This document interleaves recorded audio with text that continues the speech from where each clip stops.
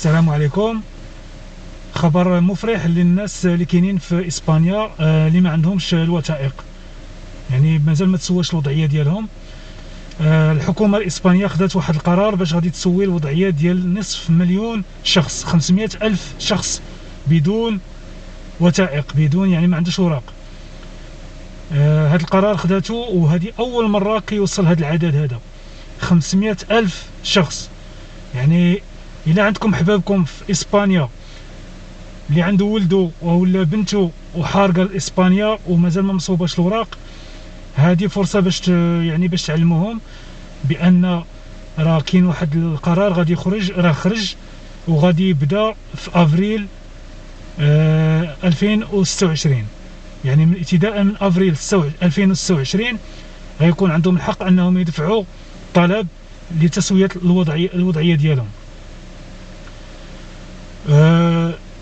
كاين جوج ديال الشروط، وهو ان خص الانسان يكون يعني على الاقل بقى كاين في اسبانيا لمده 5 اشهر من بعد 2025، من بعد 2021 خصو يثبت بانه كان متواجد في اسبانيا من ديسمبر، من 31 ديسمبر 2021.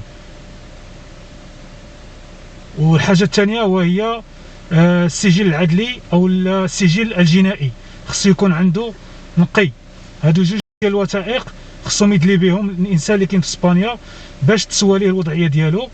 من بعد غادي يعطيوهم واحد تصريح العمل ديال عام قابل للتجديد، ومن بعد غادي يعطيوهم الاقامه الدائمه.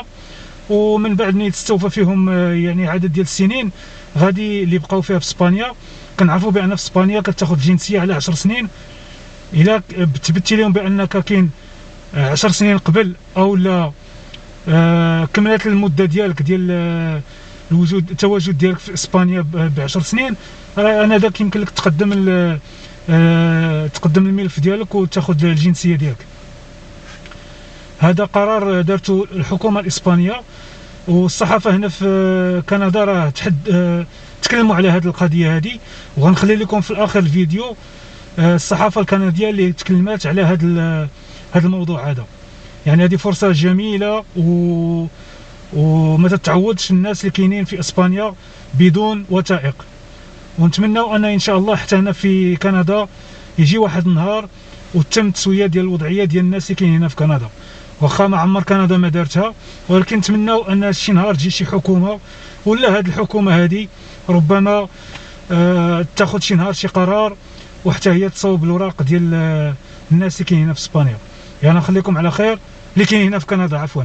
Es un día histórico para nuestro país.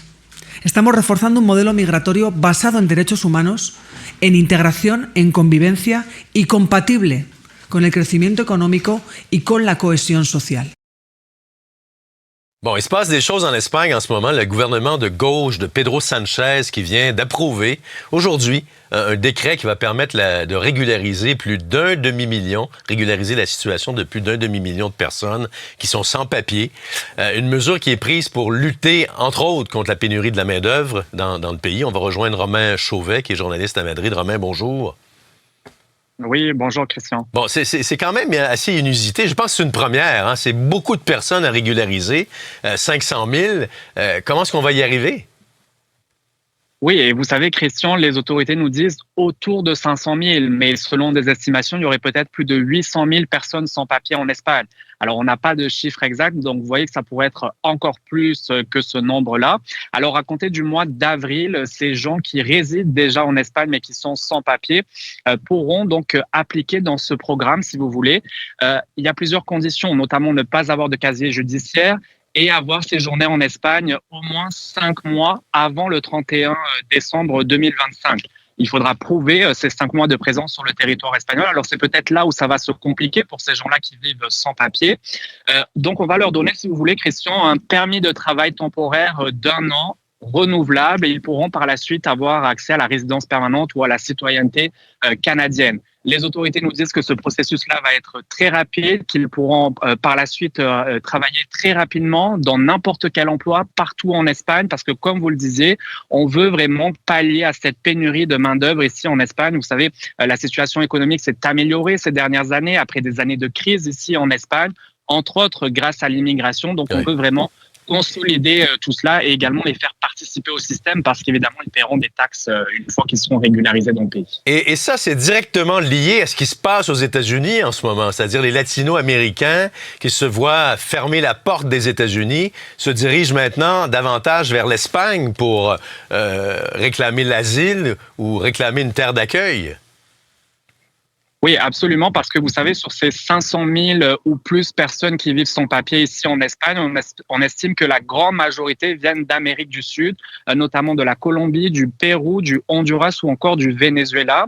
Et j'en ai rencontré plusieurs de ces gens-là, Christian, pour des reportages au cours des derniers mois. On a tout type de profils, des gens latino-américains qui vivaient aux États-Unis, qui par crainte de la police de l'immigration et de toutes les décisions de Donald Trump, ont décidé de par eux-mêmes de retourner dans leur pays en Amérique du Sud pour ensuite venir en Espagne, ou d'autres gens qui vivaient en Amérique du Sud dans leur pays d'origine, rêvaient d'aller aux États-Unis, mais qui ont mis une croix dessus avec tout ce qui se passe en ce moment, et donc ont mis plutôt le cap sur l'Espagne ici.